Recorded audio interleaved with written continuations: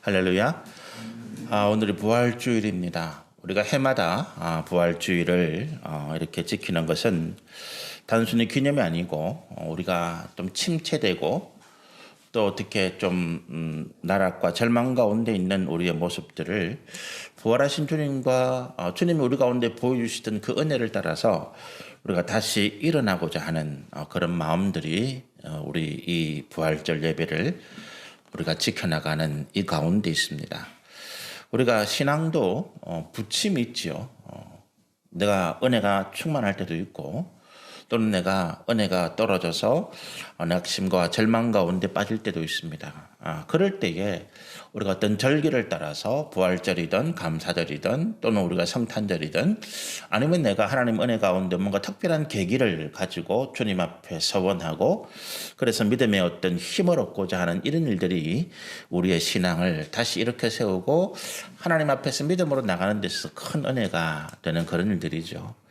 그래서 1년이 우리가 봄, 여름, 가을, 겨울이 지나가고 또 계속해서 이러한 패턴을 따라서 가듯이 우리가 주님 오실 때까지 이러한 패턴들이 계속해서 유지가 되어지고 또 계속해서 이어져 나갈 것이라 저는 그렇게 믿습니다. 그래서 아마 지금도 전 세계에서 예수 그리스도를 믿는 분들은 그곳이 북한 땅이든 아니면 이슬람 근본주의자들이 다스리는 그런 곳이든 만약에 드러내놓고 예배를 드리기 어려운 환경이라 하더라도 이 부활절을 지켜서 숨어서 기도하고 또 찬양하고 주님의 부활하심의 그 은혜가 그 어두움 가운데 있는 성도들에게도 임하시기를 우리가 간절히 바라고 소원하고 또 축복하는 것입니다. 우리 예수님의 부활이라고 하는 것은 우리가 땅에서만 있던 신앙, 우리 구약시대에 보면 구약시대에 우리가 구약 성경에 나타난 어떤 우리 선진들의 신앙들을 보면 이분들의 신앙이 거의 대부분 이 땅에서 있는 그런 신앙에 머물러 있던 모습들을 굉장히 많이 봅니다.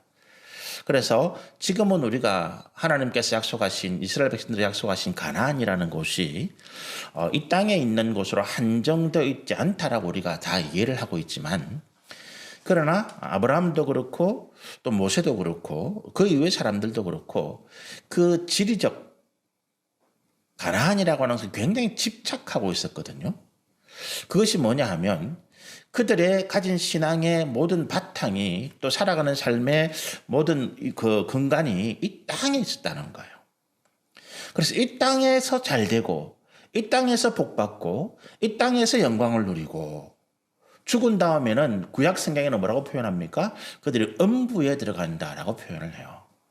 이 음부라고 하는 것은 좀 죽은 사람 영혼이 가는 좀 우리 이 땅에서 밝고 빛나고 또 아름다운 곳이라면 죽음의 세계는 뭔가 좀 어둡고 좀 침침하고 이런 어떤 생각을 가지고 있는 거죠.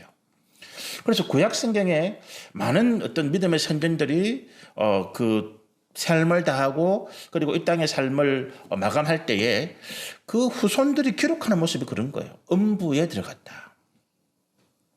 그런데 지금은 우리가 장례식을 하고 우리 성도들의 이 땅에서 삶을 마감할 때에 음부에 들어갔다, 무덤에 갇혔다 이런 표현을 절대 안 씁니다. 그렇게 된 계기가 뭐냐 하면 예수님의 부활이라고 하는 거예요. 구약시대에도 부활의 신앙이 있었습니다. 그죠?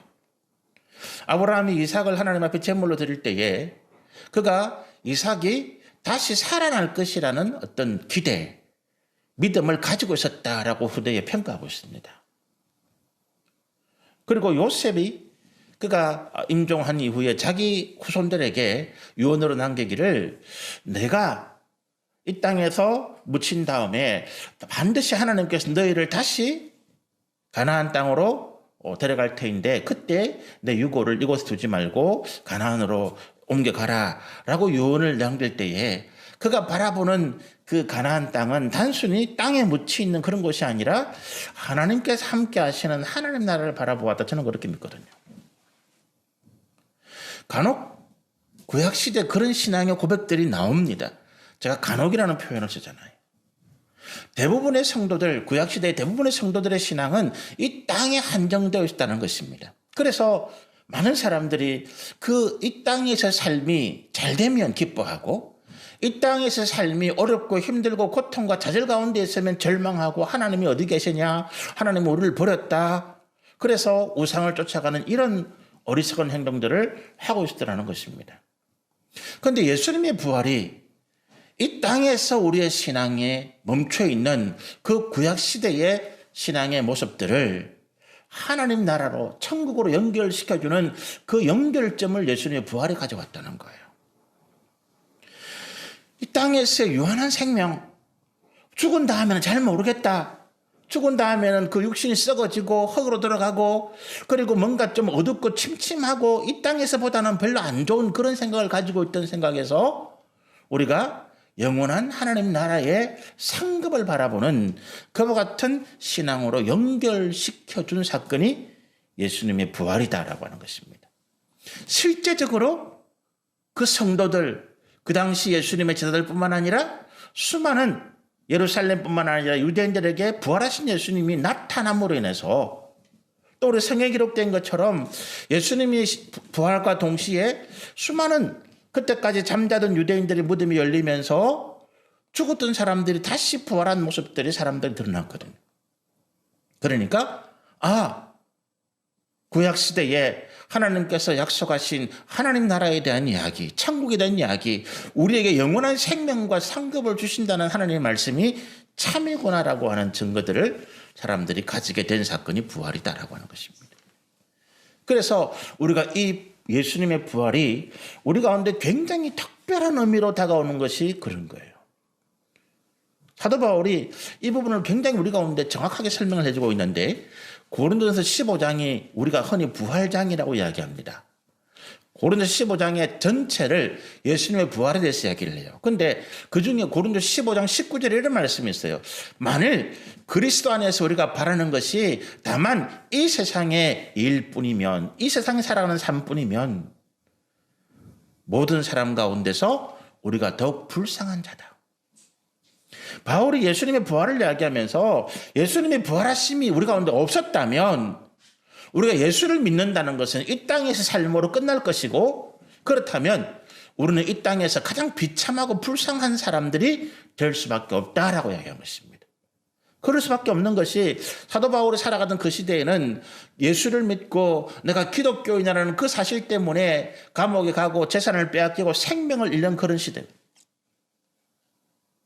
그러니까 그런 상황에서 그들이 살아가는 당대 삶에서는 내가 무슨 부귀영화를 바라고 내가 뭐 성공을 바라고 내가 이 땅에서 뭐 어떤 평안을 바랄 수가 없는 상황이에요. 그런데 그들이 왜 예수를 믿고 내가 그리스도인이라고 하는 이 신앙의 정체성을 버리지 않습니까? 예수님의 부활하심 때문이더라라고 하는 것입니다. 우리의 삶은 이 땅에서가 다가 아니더라. 영원한 하나님 나라의 상급과 영광이 우리 가운데 있더라라고 하는 것입니다.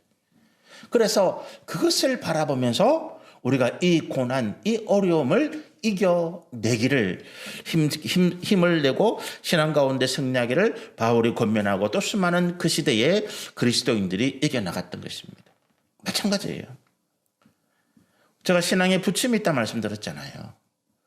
우리가 잘 나가고 형편이 좋을 때는 좋아요. 그런데 내가 어려움 가운데 빠질 때는 그 어려움 가운데 빠진 내 육신의 삶의 환경과 여건 때문에 나는 절망하고 다시는 내게 기회가 없을 것 같고 이 어려움, 이 고통이 영원토록 계속될 것 같고 기도해도 상황이 나아지지 않으니까 하나님을 원망하고 내가 하나님 괜히 믿는다 그러고 나는 다시는 교회 안 한다 그러고 이런 이야기를 우리가 하게 되더라라고 하는 거지요. 그러나 오늘 우리 엠마오로 가는 오늘 본문 가운데 나와 있던 이 두 제자처럼 이 사람들도 예수님의 십자가의 죽음 이후로 절망과 좌절에 빠져서 다 포기하고 다시 그들이 살아가던 고향 마을로 돌아가서 이제 예수는 잊어버리고 하나님 나라는 잊어버리고 그냥 그렇게 하루하루 먹고 살아가자고 작정하고 내려가는 이 사람들이 부활하신 예수를 만남으로 인해서 그 인생이 변화된 것처럼 여러분 오늘 우리 수많은 그리스도인들이 부활하신 예수를 내가 만남으로 인해서 그 좌절과 고통과 절망 가운데서 위대한 승리자의 삶으로 그 삶이 바뀌어지더라는 것입니다. 그래서 사실은 우리가 기독교라고 하는 종교, 기독교라고 하는 이 우리가 진리를 따르는 이 종교가 아닌 하나님의 진리 가운데 서 있는 그와 같은 믿음의 모습을 띠게 되는 이유는 딱 한 가지, 부활하신 예수 때문에 그렇다. 우리가 부활하신 예수님께서 보여주신 그 증거 때문에 나는 반드시 이 신앙의 길에서, 이 믿음의 길에서 하나님 주시는 참된 보상을 내가 바랄 수 있는 거예요. 여러분, 우리가 십자가의 예수를 믿고 죄에서 속함받는 것은 그거는 내 공로가 아니에요. 내 힘이 아닙니다. 그건 전적인 은혜입니다. 그런데 예수를 믿고 난 다음에 내 죄가 속함받고 그리고 다시 내가 하나님 앞에 믿음으로 사명으로 거듭난 이후에 살아가는 이 삶은 내 공로입니다. 내가 하는 만큼 하나님께서 내게 그 이상의 은혜와 상급을 베푸시는 거예요. 달란트 비고 그렇잖아요. 그죠? 한 달란트를 묻어놓은 사람, 아무것도 안 한 사람은 그것을 빼앗깁니다. 아무 공로가 없는 거죠. 그걸 가지고 있을 자격이 없는 거예요. 줬는데 아무것도 못하니까. 예수를 믿은 이후에 그가 아무런 믿음의 일들을 감당하지 못했기 때문에 그는 아무 받을 상급이 없는 거예요. 뺏기는 거예요. 그런데 2달란트를 받은 사람은 2개를 더 받습니다. 그가 힘쓰고 애쓴 만큼 5달란트를 받아서 남긴 사람은 그가 5달란트를 더 받고 1개 빼앗긴 사람 거를 더 그에게 주라고 말씀하십니다. 공로인 거예요. 우리가 예수를 믿은 이후에 하나님께서 우리를 다시 부르실 때까지 이 땅에서 삶은 때로는 고통이고 때로는 좌절이고 때로는 눈물이고 여러 가지 시험과 환난 가운데 어려움을 겪을 수도 있겠습니다만은 그러나 인내하고 내가 믿음을 따라서 진리의 길을 걸어가는 그것이 하나님께서 우리 가운데 상을 주시는 공로다라고 하는 것입니다. 거듭 말씀드리지만 그것이 고린도서 3장에 명확하게 기록되어 있는 거죠. 고린도서 3장 10절 이후에 그 말씀이 있잖아요. 그죠? 우리가 다 그리스도의 터 위에 집을 짓는 건축자다. 그렇게 이야기합니다. 그래서 우리가 어떻게 건축했냐에 따라서 우리가 어떻게 믿음의 삶을 살았냐에 따라서 마지막 때에 하나님 앞에 평가받고 그 심판이 평가받고 하나님의 평가에 따라서 우리의 믿음이 어떻게 평가를 받느냐에 따라서 어떤 사람은 해처럼 달처럼 별처럼 빛나는 영광 가운데 있을 뿐만 아니라 어떤 사람은 하나님께서 그 거짓되고 불의하고 악한 게으른 이런 모습들을 보시고 그 공로를 빼앗을 때에 그러나 그 터는 남아있더라. 그래서 우리가 한 번 받은 구원이 영원하다는 그 이야기예요.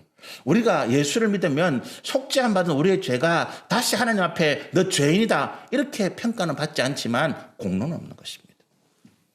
그래서 믿음으로 우리가 지금 오늘 이 시대뿐만 아니라 앞으로 살아갈 우리의 모든 인생 가운데서 인내하고 수고하고 믿음을 지켜나가는 모든 사람들에게 예수 그리스도의 부활이 우리 가운데 미래에 하나님께 주실 영원한 상급에 대한 보장인 거예요. 예수 그리스도 부활하신 모습이 어떻습니까? 성경에 보면 그분의 부활하신 모습이 십자가에서 비참하게 고통받고 찢겼던 그런 모습이 아니라는 거예요. 그 입으신 옷도 이 땅에 어떤 것도 해결 못할 빛나는 영광 가운데 있고 그리고 그 몸은 썩지 아니할 영원한 몸으로 바뀌셨더라. 우리가 인간에게 있어서 가장 문제는 뭡니까? 내가 낡고 늙어져가고 내가 날마다 내 몸이 조금씩 부패해간다, 썩어져 간다. 우리 인생의 가장 빛나던 황금 시절 그러면 아마 20대 후반 30대 초반. 저는 우리가 다 천국에서 모습이 바뀔 때에 그렇게 바뀌지 않겠나 싶어요. 하나님께서 우리 가운데 주시는 가장 아름답고 영광스러운 모습으로 주님이 우리 가운데 모습을 보여주신 거예요. 그래서 우리가 그 모습을 따라서 우리는 하나님께서 우리 가운데 주신 은혜를 바라보고 소망하게 되는 것입니다. 오늘 이 엠마오를 가는 2 제자가 이름이 없어요. 그냥 2 제자라고만 기록되어 있습니다. 12제자에 포함된 사람은 아닙니다. 오늘 2 제자가 이름이 없다는 것은 우리 모두 이 두 제자처럼 그렇게 될 수 있다라고 하는 하나님의 은혜가, 하나님의 약속이 이 가운데 있다. 저는 그렇게 믿습니다. 본문에 보면 25절에 예수님께서 이렇게 말씀하세요. 이 두 제자에게 이르시되 미련하고 선지자들의 말한 모든 것을 마음에 더디 믿는 자들이요. 예수님이 부활했다는 소문을 이 두 제자가 듣습니다. 야, 예루살렘에 이런 소문이 도는데 그럼에도 불구하고 그들은 그것이 믿기지 않아서 자기들의 고향으로 원래 살았던 육신의 삶으로 옛 모습으로 돌아가고 있는 거지요. 그래서 예수님께서 책망하시는 거예요. 야, 이 믿음이 없는 자야 라고 하십니다. 여러분, 우리가 지금 믿음이 없는, 나중에 믿어도 상관없겠지라고 말하는 분이 계십니다. 지금 믿음이 없다. 나중에 잘 믿으면 될 것 아닙니까? 그렇게 당당하게 말씀하는 분들이 가끔 계세요. 그런데 이게 굉장히 어리석은 생각이고 해서는 안 되는 이야기예요. 왜 그런가 하면 여러분, 믿음이라고 하는 상황이 우리 가운데 믿음이 요구되는 그 상황이 하나님께서 내게 믿음을 요구하실 때에 내가 그 믿음을 나타내 보이고 믿음으로 내가 하나님의 약속의 말씀을 따라가는 자에게는 뭐가 있습니까? 상급과 영광과 승리가 있는 거예요. 그런데 하나님께서 내게 믿음을 요구하시는 그 자리에 제가 지금 없습니다. 나중에 보이겠습니다. 내게 기회가, 하나님 주시는 은혜가, 복이, 찬스가 지나가 버리는 거예요. 저는 회전초밥은 잘 안 가봤는데 회전초밥집에 가면 이렇게 내가 먹고 싶은 초밥이 돈다면서 이렇게 빙 도는데 그걸 내가 못 집으면 다른 사람이 집으면 끝이잖아요. 그렇죠? 하나님께서 내게 은혜와 복을 주시기 위해서 내게 믿음을 요구하세요. 네 믿음을 보이라고 말씀하십니다. 하나님께서 우리 가운데 어떤 상황에서 내게 믿음을 요구하실 때는 단순히 내 믿음을 확인하려고 하시는 것이 아니라 믿음 또 아까 처음에 말씀드린 그 공로가 생기고 하나님께서 내게 그 공로에 따라서 은혜와 복과 영광과 상급을 주시기 위해서 내게 믿음을 요구하시더라라고 하는 것입니다. 그런데 그때 내가 믿음이 없습니다 라고 하는 것은 어떻습니까? 나는 하나님께서 내게 주시고자 하시는 그 모든 은혜와 복을 내 손으로 내 발로 차버리는 거예요. 나중에 받겠습니다. 나중은 없습니다. 그래서 주님이 말씀하시는 거예요. 더디 믿는 자들이요. 이 말은 나중에 믿어도 된다. 믿음은 천천히 생긴다. 이 말이 아니라 이 어리석은 자야, 이 믿음이 없는 자야, 지금 너에게 주신 이 은혜를 왜 네가 못 받느냐라고 하는 하나님의 책망인 것이죠. 여러분, 이 사람들이 지금 못 믿는 건 뭡니까? 예수님의 부활에 대한 사건이에요. 사람이 죽었는데 어떻게 살겠냐는 것입니다. 예수님의 죽음은 온 예루살렘 사람들이 다 봤습니다. 그 죽음이 너무나 참혹하고 그 죽음이 너무나 비참했기 때문에 사람들이 생각하기를 이 권세 많고 이 능력이 많은 하나님의 아들이라 부름받던 이분이 이렇게 죽을 수가 있단 말인가. 충격이 너무나 컸던 거죠. 그 큰 충격이 그들로 하여금 그동안 따라왔던 예수님에 대한 신뢰, 예수님의 말씀, 예수님이 그들에게 보여주시던 모든 증거와 능력들을 다 상쇄해버렸습니다. 그래서 예수님의 12제자도 예수님의 어머니도 예수님을 생명처럼 사랑했던 수많은 사람들이 다 뿔뿔이 흩어지게 된 계기가 이 예수님의 죽으심이 너무나 참혹했다라고 하는 것입니다. 도무지 하나님의 아들 그 능력, 그 권세가 많은 분이 이런 죽음을 맞으리라고는 상상도 하지 못한 것이죠. 그런데 예수님이 왜 그렇게 죽으십니까? 예수님의 죽음이 왜 그렇게 참혹합니까? 예수님의 죽음이 왜 그렇게 많은 사람들이 고개를 흔들 정도로 저렇게 죽는 거는 사람이 죽는 게 아니야. 짐승도 저렇게는 죽이지 않는다. 그렇게 할 정도로 예수님의 모습이 왜 그렇게 참혹합니까? 우리의 죄의 죽음이라는 거예요. 예수님의 십자가의 죽음은 우리의 죄에 하나님께서 우리의 죄를 얼마나 미워하시고 우리가 이 죄를 해결하지 못하고 우리가 하나님 앞에 서게 될 때에 이와 같이 참혹한 모습으로 우리가 죽게 되는 그 형벌을 받게 되는 모습을 주님이 보여주신 거예요. 우리 가운데. 예수님의 참혹한 죽음은 바로 우리가 우리 죄로 인해서 죽게 될 미래의 모습인 것입니다. 그래서 예수님의 제자들이 이 예수님의 은혜를 깨닫고 난 다음에 이 십자가 앞에 무릎을 꿇는 이유가 뭡니까? 거기에서 자신을 보게 되는 거죠. 그 예수님의 십자가가 내가 달릴 십자가인 것입니다.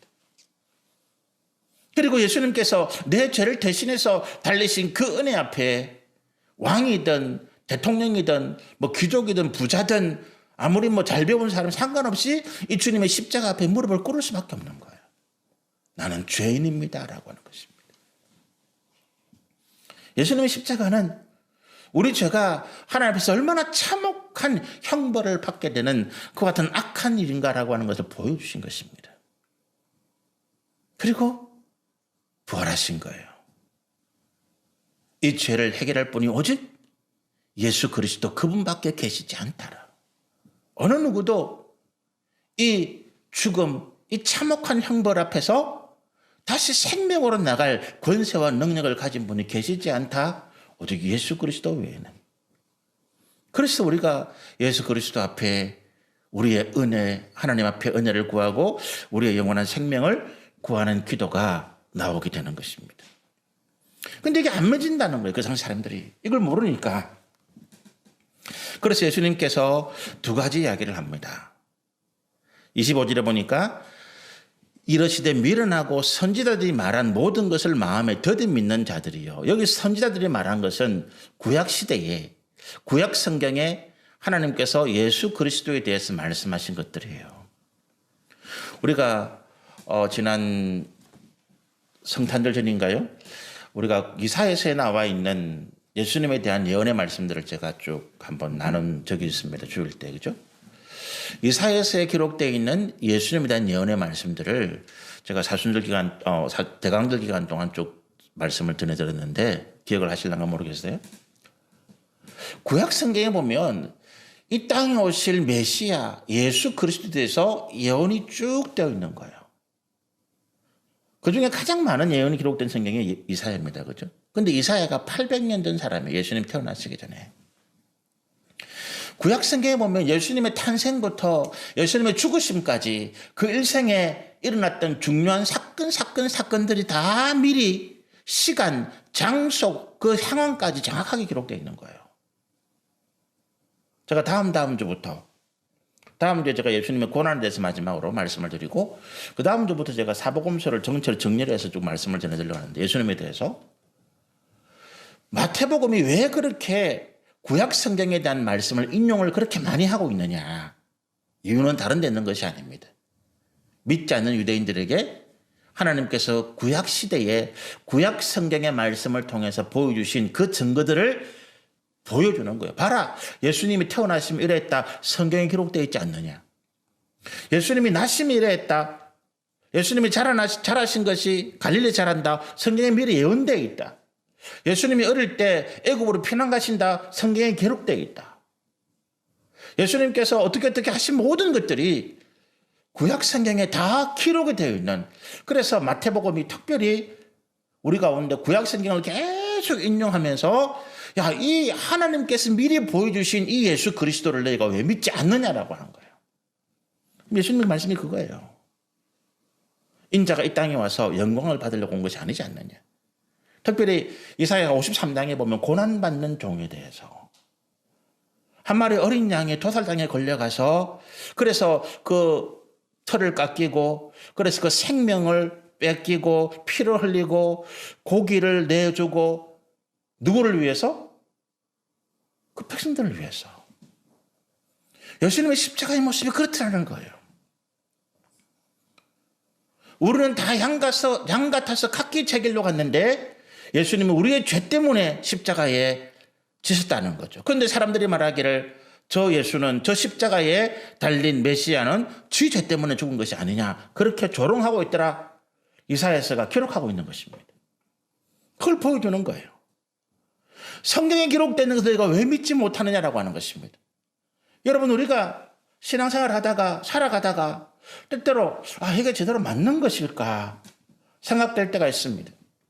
그럴 때 우리 가운데 뭐가 확신을 줍니까? 사람의 말이 아니에요. 교회를 나누는 어떤 분들이 저에게 무슨 어떤 선임 유튜브 영상을 들어보라 그러더라고요. 그 왜요? 그러니까 거기에 나오는 말씀이 기가 차다는 거예요. 자기 마음을 탁탁 친데 가슴이 답답하더라고요. 왜 그렇습니까? 사람이 사람을 위로하는 말은 그때뿐이에요. 그 상황뿐입니다. 그러나 우리로 하여금 문제 그 상황 가운데서 우리가 가야 할 길을 가게 하고, 여러분, 우리가 힘들어도 고통스러워도 어려워도 내 생명을 걸고라도 내가 해야 할 일이 있고 가야 할 길이 있다면 가야 되는 거예요. 우리 자녀들을 가르칠 때요, 저는 이게 굉장히 중요하다고 봐요. 힘들다고 하지 마라. 아닙니다. 그 아이들을 망치는 거예요. 어렵다고 피해가라. 그렇게 말해서는 안 되는 거지요. 반드시 해야 할 일이라면, 반드시 이루어야 될 일이라면 피가 나도 힘들어도 죽을 힘을 다해서 올라가라는 거예요. 하나님 우리 가운데 그렇게 말씀하고 계세요. 힘들지 어렵지 좀 쉽게 할 수 있어. 편하게 할 수 있어. 다른 길을 가도 돼. 그렇게 이야기합니다. 그러나 그 우리의 마음을 달콤하게 위로하는 그 말 가운데는 무서운 독이 있더라는 거예요. 우리 인생을 우리가 스스로 포기하게 만들어버리는 거예요. 우리가 마땅히 가야 할 진리 길을 가지 못하게 하는 것입니다. 우리가 마땅히 이루어야 할 이 땅에서 믿음의 승리를 얻지 못하게 하는 것입니다. 우리 인생을 그냥 그렇게 이 땅에서 적당히 살다가 마쳐라. 그러나 주님은 그렇게 말씀하지 않습니다. 다음 주에 제가 겟세마네 기도의 그 말씀을 가지고 예수님의 고난에 대해서 말씀을 나눌 텐데, 예수님뿐만 아니라 사도 바울도 그렇고 주님의 제자들도 그렇고 그 고난의 길을 가지 않을 수도 있었습니다. 예수님이 겟세마네 동산에서 기도하면서 아버지께 이렇게 이야기합니다. 아버지, 이렇게 안 해도, 이렇게 하지 않아도, 내가 십자가에서 죽지 아니해도 하나님은 이 백성들을 구원하실 수 있지 않습니까? 저로 하여금 이 고난의 잔을 명쾌해 주십시오. 십자가의 길을 명쾌해 주십시오. 그렇게 주님이 기도합니다. 그러나 곧 이어서 예수님이 깨닫는 거죠. 이 길 외에는 없다는 거예요. 이 땅에 하나님의 아들이 우리의 죄를 위해서 십자가에서 죽으시는 이 길 외에는 없다는 거예요. 그래서 그 다음에 기도가 바뀝니다. 내 원대로 마시고 아버지 뜻대로 하시옵소서. 내가 고난을 받는 이 길이 고통이 뻔히 보이는 길인데 왜 가느냐? 어리석다. 그 피해가면 되지. 꼭 그렇게 가야 되느냐? 그 길이 진리의 길이고 그렇게 해서 주의 의가 이루어진다면 가야 된다는 거예요. 그것이 예수가 부활하신 이유입니다. No cross, no crown. 고난이 없이는 영광도 없다. No pain, no gain이에요. 고통이 없이는 얻는 것이 없다는 것입니다. 그걸 주님이 보여주시는 거예요. 그런데 왜 우리가 이 말씀을 못 믿습니까? 내게 좋은 쪽으로 자꾸 해석을 하려고 그러거든. 내게 좋은 말로 자꾸 들으려고 그러는 거예요. 구약시대에 그 수많은 선지자들이 하나님의 말씀을 가지고 이스라엘 백성들을 교훈하고 가르치고 경계할 때 그 사람들이 왜 그걸 자꾸 거부합니까? 내게 육신의 고난이 있거든. 그 말씀을 따라가려니까 어렵더라는 말이에요. 그 말씀을 따라가려고 하니까 내가 힘들더라는 거예요. 그래서 쉽고 편한 것이 없습니까? 라고 했는 거죠. 여러분, 우리가 하나님의 말씀을 들을 때에 쉽고 편한 건 없어요. 그 길 외에는 없습니다. 그 방법 외에는 없습니다. 그래서 우리가 큐티할 때 내가 어떤 말씀을 묵상하고 그 말씀의 묵상 안에서 내가 어떤 답을 찾으려고 할 때 내가 큐티하면 안 돼요. 나는 쉬운 길로 가려고 그래요. 나는 편한 길로 가려고 합니다. 꼭 이거 아니라도 할 수 있다. 그러다 보니까 이상하게 해석을 하는 거예요. 그래서 저는 절대로 여러분이 개인적으로 큐티하시면 안 된다. 적어도 말씀에 대한 훈련을, 큐티에 대한 훈련을 저하고 한 3년, 5년 하신 다음에 말씀에 대해서 이제 내가 해석을 하고 말씀을 받아들일 때에 더 이상 내 어떤 주관적인 내 감정, 내 생각, 내 욕심이 들어가지 않고 하나님의 말씀을 있는 그대로 받아들이도록. 제가 목회자로서 훈련이 부족한 사람이었거든요. 직장 생활을 하다가 신대원에 들어가서 제가 이렇게 바로 또 안수받고 그만두고 내려왔거든요. 제가 부목사 생활도 한 3개월밖에 못했어요. 이유는 단 한 가지입니다. 저는 한번 말씀드렸죠. 제가 빨리 목사가 되고 싶어서. 목사가 되어서 빨리 내가 교회를 개척하든지 담임하든지 내가 하고 싶은 목회를 하고 싶었어. 그때는 제가 하나님 앞에 뭔가 대단한 어떤 능력도 대단한 어떤 실력도 가진 사람인 줄 알았거든요. 그게 하나님 뜻인 줄 알았거든요. 그런데 그렇지 않더라. 그래서 제가 가끔 자주 제가 여러분에게 사과의 말씀을 드리는 게 그거예요. 제가 목회하고 한 7, 8년, 10년 가까이, 이제 제가 17년 차인데 2004년에 제가 안수받고 8월 1일 날 개척했으니까 17년 됐어요, 우리 교회가. 한 10년까지 좌충우돌하고 여러분을 참 힘들게 했다. 저 자신도 말씀을 보면서 어떤 부흥이나 교회 성장이나 제가 목회 성공에 제가 마음이 빼앗겨서 하나님의 말씀을 보면서도 그냥 거기에 막 집중해 갈 수 있도록. 근데 한 10년 전부터, 7년 전부터 제가 이제 그런 마음들이 하나님 앞에서 많은 실패 연단을 통해서 제가 좀 바뀌었습니다. 아직도 바뀌고 있는 중이고요. 우리가 하나님의 말씀이 왜 우리 가운데 정직하게 못 오느냐? 이런 이유예요. 내가 그 말씀을 받기를 거부합니다. 하나님 그것보다 이렇게 하면 안 되겠습니까? 라고 가져오는 것들이 참 많은 거죠. 부활하신 예수가 내게 믿어지지 않는다. 그런 이유들이에요. 나는 이 땅이 좋아요. 하나님 나라에 대한 생각이 없습니다. 제가 어떤 분들이 왜 교회를 건축 안 합니까?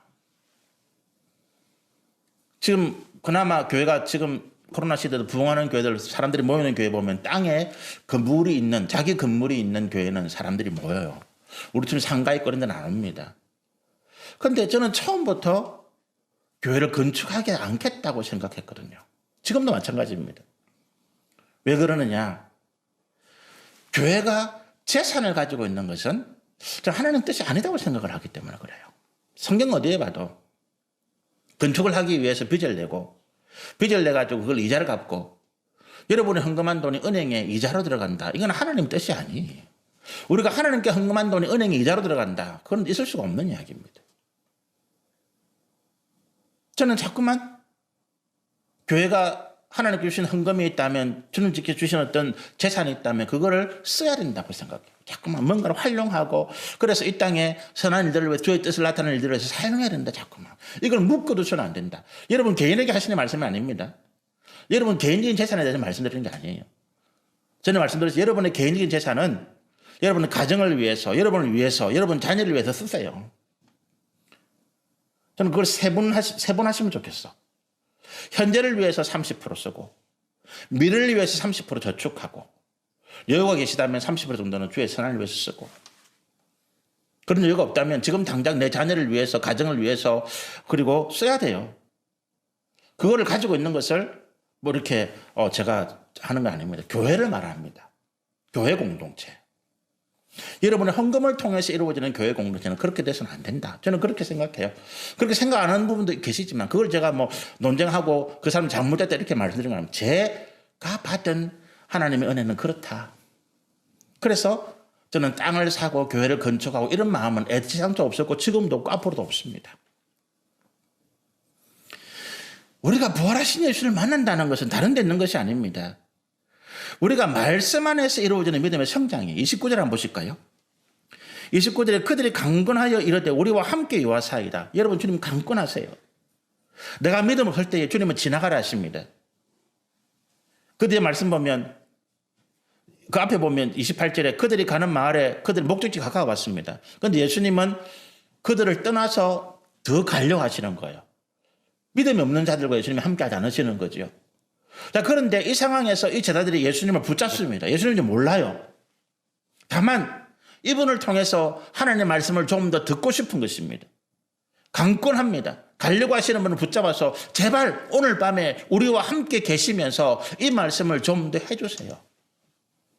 은혜는 하나님 앞에 엎드려 구하는 자의 몫입니다. 은혜는 하나님께 구하는 자에게 은혜가 임합니다. 강권하십시오. 주님 은혜 주십시오. 은혜 달라고. 그리고 30절에 보면 이렇게 말씀합니다. 그들과 함께 음식 잡수실 때에 떡을 가져서 축사하시고 떼어 그들에게 주시니 예수님께서 축복하시는 그 생명의 말씀 우리를 위한 것입니다. 이 말씀들은 모두가 다 우리를 위한 것이 우리의 영의 양식이고 우리의 육의 은혜입니다. 예수님이 축복하신 거예요. 우리를 위하여서. 하나님 아버지의 복을 그 가운데 담아두신 겁니다. 제가 매월 첫째 성만찬을 합니다. 이 성만찬도 마찬가지예요. 그냥 매월 하는 거 그냥 또 지나가는 이게 아니라 매월 할 때마다 이 성만찬을 통해서 우리를 위한 주의 은혜를 내 영혼에 내 삶에 담게 되시기를 축복합니다. 하나님 말씀의 은혜를 내 것으로 갈무리하세요. 내가 은혜를 강권하여 구하고 그 말씀의 은혜가 내게 올 때 그것을 내 삶에 갈무리하는 거예요. 내 삶에 적용시켜 나간다는 것입니다. 갈무리한다는 말을 우리가 이상하게 오해하지 마시고 이거는 내 삶에 적용시켜 나간다. 하나님 말씀이 내게 이와 같이 올 때 내가 그대로 한번 해본다라고 하는 거예요. 31절에 이런 말씀이 있습니다. 그들의 눈이 밝아졌다. 말씀을 깨닫게 된 것이죠. 그러면서 32절에 그들의 마음이 뜨겁더라라고 합니다. 식었던, 절망했던, 좌절했던 그 마음들이 다시 불타오르는 거죠. 믿음의 역사는요, 우리의 삶을, 우리의 마음을 뜨겁게 합니다. 가만히 있지 못하게 해요. 다시 일어서게 만듭니다. 다시 일하게 만들고, 다시 기도하게 만들고, 다시 하나님을 찬양하게 만듭니다. 그게 믿음의 역사예요. 꺼졌던 용광로가 불이 다시 붙는 것 똑같은 이야기죠. 33절에 이렇게 이야기합니다. 그들이 일으켜서 다시 떠나왔던 예루살렘으로 돌아가는 거예요. 부활하신 예수님을 만나서 주님과 함께하는 길이 이겁니다.